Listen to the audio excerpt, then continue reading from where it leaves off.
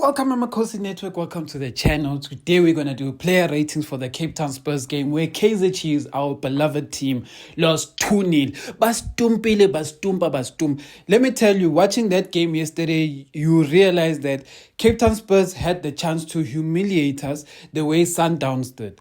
And it kind of makes you realize if the number one team in the league does the same thing as the number 6, or let me actually put it this way. If the number 16 team in the league outperforms us and outplays us the same way as the number one team, and what is worse is that the number 16 team, we didn't have a player with a red card like the Sundowns game, but still the number 16 team played us the way Cape Town Spurs played us, then we have a very big problem. Our problem is very big because there's one thing losing to Sundowns with 10 men down, and there's another thing where we lost 2-0 to Cape Town Spurs, and because they're just such a bad team, they couldn't make it 5-0 or 6-0, and the ref also didn't give them certain penalties. Yes, I will admit Radiopane and Cupido, they two penalties. I understand why the ref didn't give those other two penalties, and that's just because these guys just dive. They were weak. I think Cupido could have stayed up for the one chance, and I think Radiopane definitely he basically jumped over Bavuma's leg. Like there's no other way I saw that penalty. I didn't see a direct touch from Bavuma, or Radiopane just chose that he's going to dive. So if he stayed on his feet, maybe he gets a tap in. But anyway, let's do player ratings. Vuma, the first goal against Cupido, I saw that Chiefs fans were saying, Kune. Guys, Kune was also going to get beaten in that with that shot. That shot, unfortunately, is one of those shots that it almost hit it almost went directly into the corner. So that shot can beat anyone. If you are saying Itumeleng Kune would have saved that shot, you are lying. Why do I say you are lying? Ditejani scored an exact same goal against Ronwen Williams in this past week when they were playing TS Galaxy. Ditejani's first goal of his career was exactly the way Cupido scored. So you saw that it beat Ronwen Williams and then it beat Ubvuma. So Kune couldn't do much there. And then the second goal, what could he do? It's a tap in. So Bvuma did everything that he could do, but his team just let him down.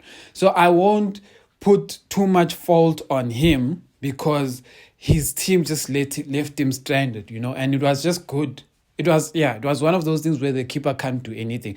It's those chances where the team has to stop the play before it gets to the keeper, because once the shot gets taken, it's over. So Vuma, I'm just gonna give him a 5. Vuma has had that kind of season.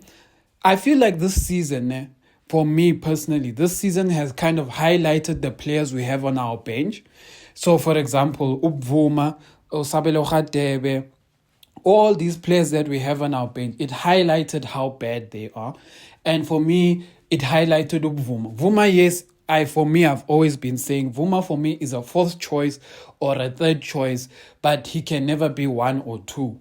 He is that kind of keeper who you can bring in if you have injuries to the top 2 keepers, but your top 2 keepers have to be at the level of Itumeleng Kune. But Kune, yes, but yeah, it is what it is. So Vuma, I'm just going to give him a 5. Do I feel like he has a future at Chiefs after this season? I don't know. But for me, he didn't have the worst season. The reason why Ubvuma is actually number 1 right now is because of Ukune, Itu, and Peterson just being poor throughout the season. So a lot of you will say Itu did well. Guys, Itu got a chance and he failed. They were beating him left, right, and center. He was conceding every goal. Then Peterson came. We all saw what happened. Then Vuma came and he started having clean sheets. So do you blame a coach for continuing to play the one player who keeps getting clean sheets? You can't. So that's why I'll say there. Left back Hlanti. Yeah, there's not much you can say about Hlanti. Hlanti has had a good year in terms of left back. When we look at him in terms of how old he is, he's actually had a decent year. A 34-year-old player who has been playing the way he has, it has been a good year for a 34-year-old. He's not 26, He's not 24. So you guys are expecting him to have 24-year-old performance. For a guy who's 34, he's had a good year. Well, I'm guessing he's 34, but yeah. So, but for yesterday's game, I'm going to give him a rating of 5. It wasn't his best game. He didn't really do much, but he did his job, so 5.5. Ditlokwe Msimango, they had a bad game this game. Msimango slightly had a better game, so he can get a 5.5. Ditlokwe, I'm going to give a 4. He was bad. Right back, Janssen. I will highlight to Janssen properly now. Guti, I feel sorry when I'm going to give Janssen this rating because he was played out of position. He's not a right back and he shouldn't be playing at right back. Yeah, and for that reason and that reason alone is why Janssen, I'm going to give him a rating of 3. Why will I give Janssen a rating of 3? I've tried to analyze. I even wanted to be fair and put his age in it and everything. But the truth is this, guys. Janssen played right back. It was a freeway on the right. These guys kept running from the right and they kept beating us. Abo Velibai. Velibai were having the time of their lives on the left, Velibai and that left back. And these guys were Janssen's age. So Janssen was getting outplayed by people who are his age. So that's number 1. Number 2, when Janssen did get up front, all of his crosses, I don't think there's even one cross Janssen made that reached a Kaizer Chiefs player. So for that reason and that reason alone, we have to rate his game as bad because he was not good in attack and he was not good in defense. So what was he good at? Basically, nothing. So for that reason, he gets a 3. I say this, trying to tell you guys, good guys, be fair. He's not a right back. He is not a right back. So let's not be hard on him. It's a coaching problem, not a Janssen problem. Mtetwa's worst game as a Kaizer Chiefs player, he's just going to get a 1. It was a bad game. He did not play like a senior player. He did not play like a player who should even be in the PSL or NFD. He played like a player who should be in, what is those cups there? I forgot, Castle or whatever, of Vodacom. I don't know what they called. ABC Mutsipe maybe. Yeah, that one. He should be down there. And I'm sure even those guys will say you're mad.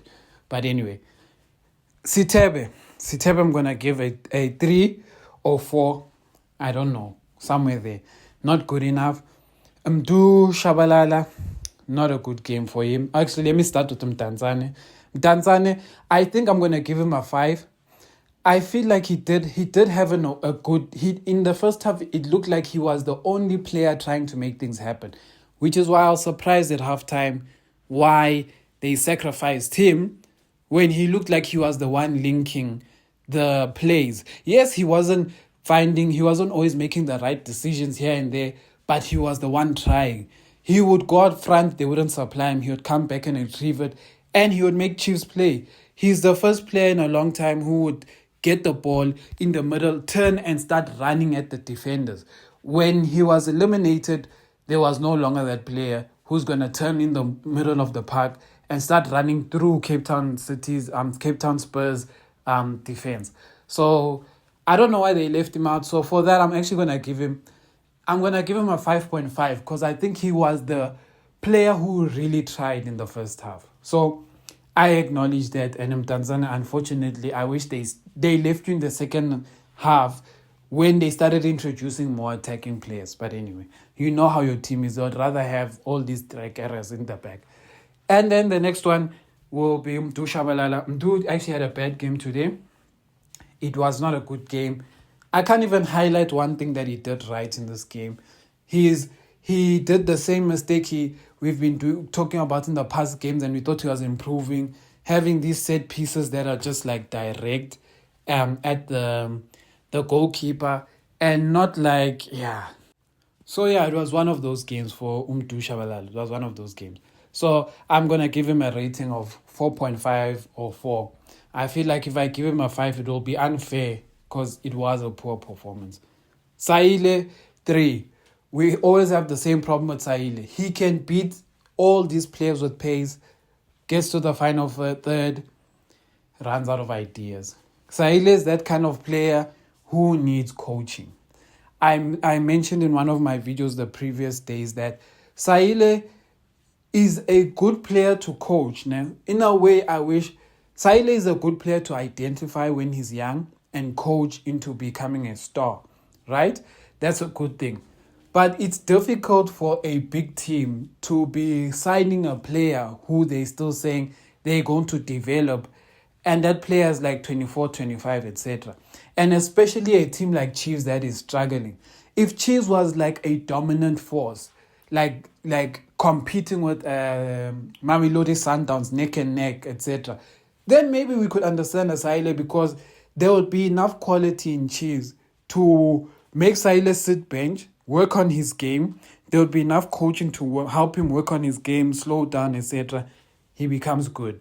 But yeah, unfortunately, he came to a bad Chiefs and he just needs coaching.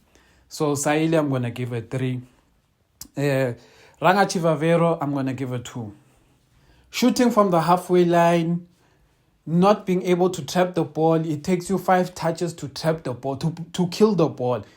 If Ranga Chivavero was playing in the streets of Soweto, Alex, Kailicha, wherever, like a township, wherever, they will take that guy out the game in the township. Because in the township, it's even a rule.